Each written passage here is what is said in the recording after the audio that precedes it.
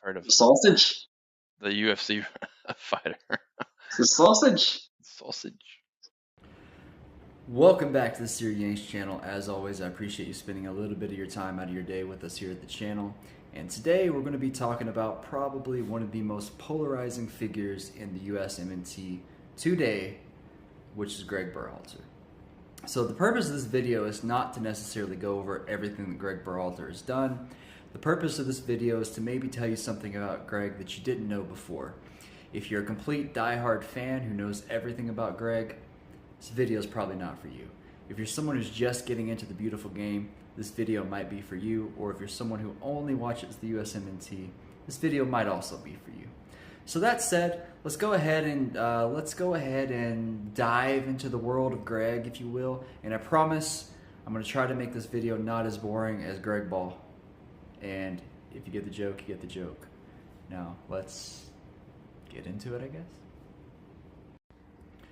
So before we get started on Gregg, the USMNT coach, let's get to know Gregg, the player, a little bit. And we might pick up who he is as a player, which we may see some coincidences here, or maybe some influences on why he coaches the way he coaches. Hopefully you can pick some up of those at home. But Gregg, the player, was actually pretty good. And by American standards, very, very good. So he started off his career in the Dutch league, playing for these three squads, which I'm not going to attempt to pronounce because you guys like to make fun of me when I say things wrong, and I know good and well I would say at least two of these wrong.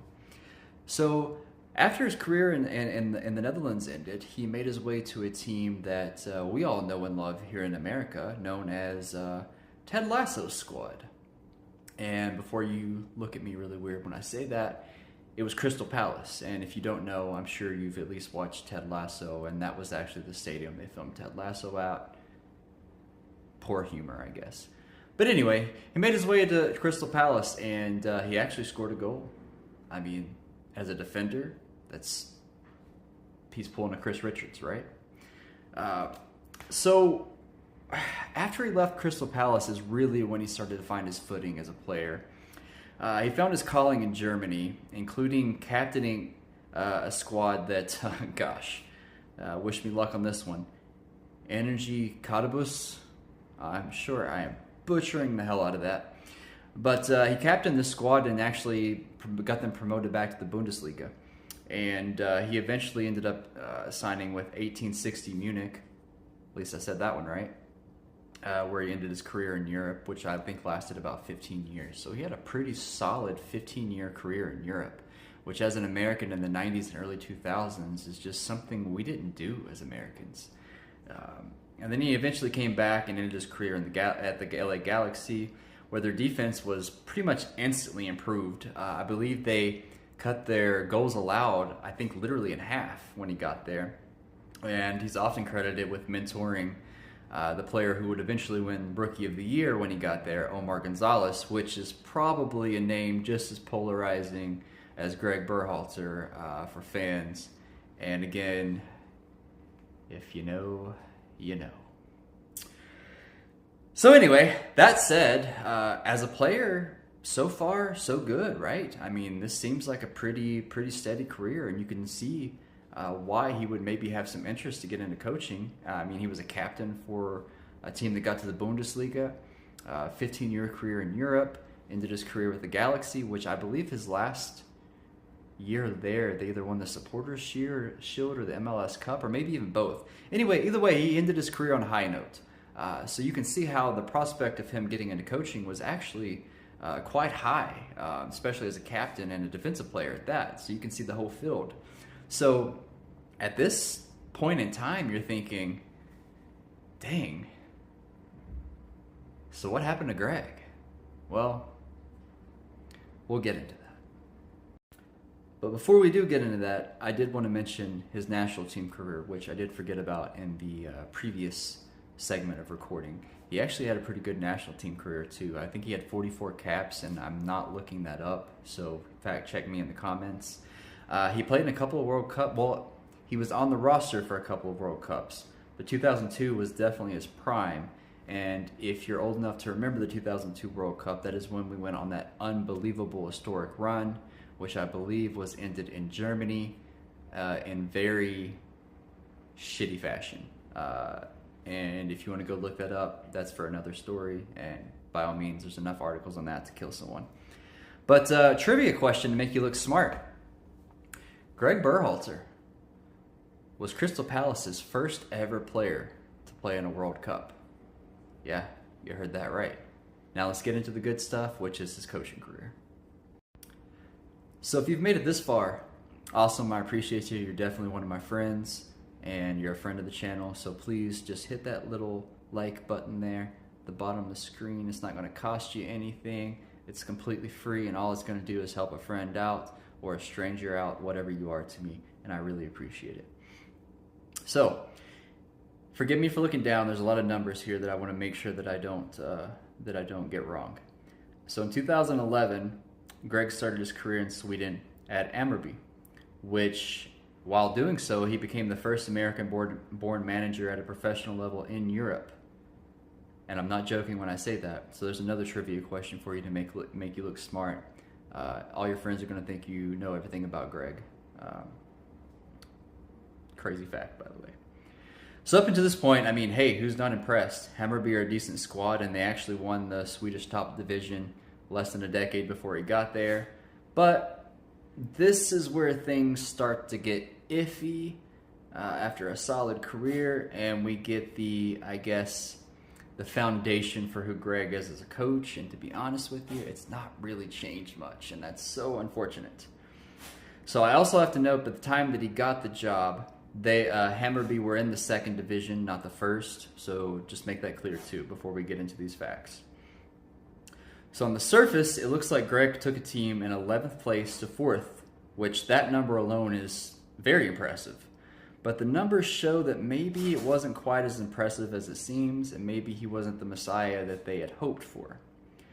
First of all, wins. I mean, wins are kind of important, right?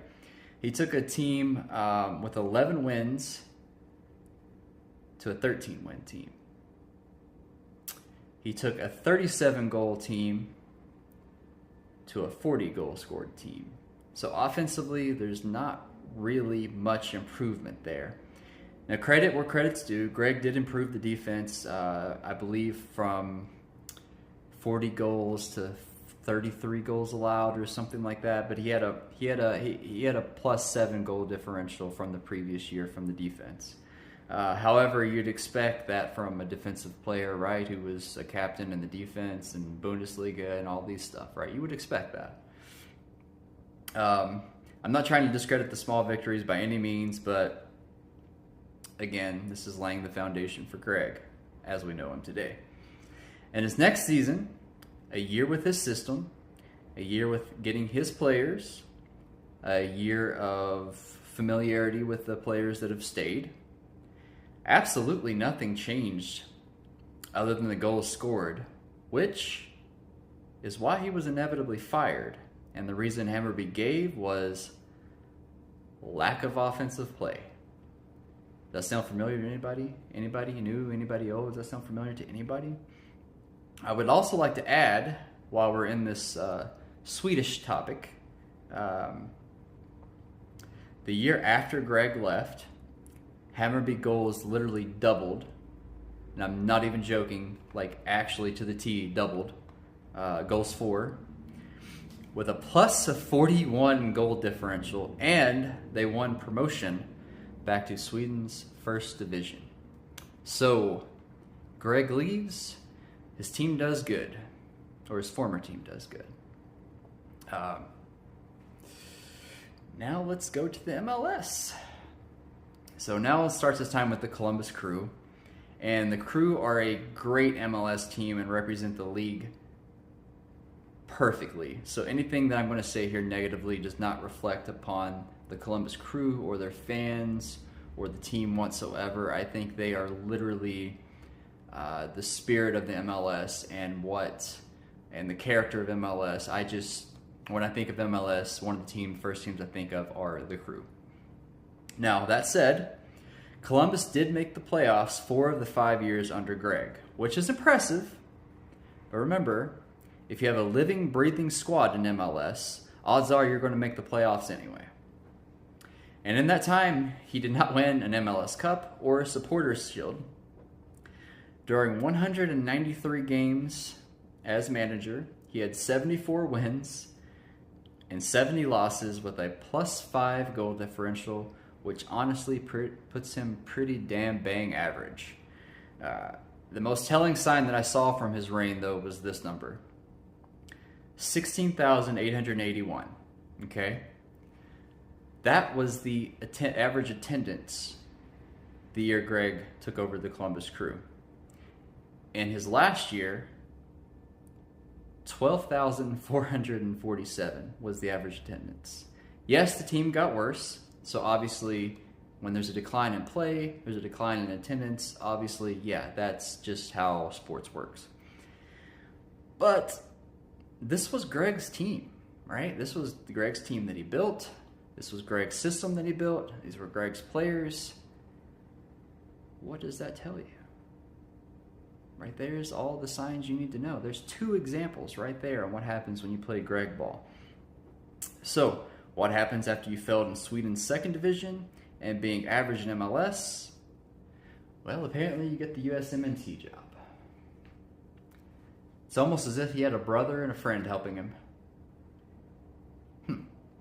Anyway, credit where credit's due again with Gregg in his MLS time. He did put guys like, he did get the best, the MLS best out of guys like Zach Steffen and Jesse Zardes. So yes, of course. And he's a good recruiter. I mean, his time with the national team shows that. Or at least it sure seems like he is. It could be the players having some say in that. But does this mean he's a does this mean he's a USMNT caliber coach? No, it doesn't. And if there's some coaches that are available, possibly right now, possibly moving forward, that may have interest, I want you to remember everything that I just told you in this video as we head into Copa this summer. Look at Gregg's record against top countries. As Jesse Marsh, I believe Jesse Marsh said, where's his signature win? I think the future, talent-wise, looks amazing, but it's actually quite depressing seeing we have played these guys at the 9 position like Balogun, Sargent, Wright, even guys like Vasquez, and we're just not getting anything out of them in Gregg's system unless we're playing super inferior opponents. And I mean, my gosh, it took literally a last second play against a very depleted Jamaican squad to even get to the final in the Nations League against Mexico. But that said, Copa's coming this summer. Remember everything I just said. I really hope our boys win. As much as I would love to see a new manager, I'm never going to root for us to lose. So that said, go USA, and thank you for watching. I appreciate it so much. Please, if you learned something, drop a comment and tell me what you learned. If I should have added something, please also let me know. If I missed something, write in the comments. Peace. Have a good one. Bye, guys.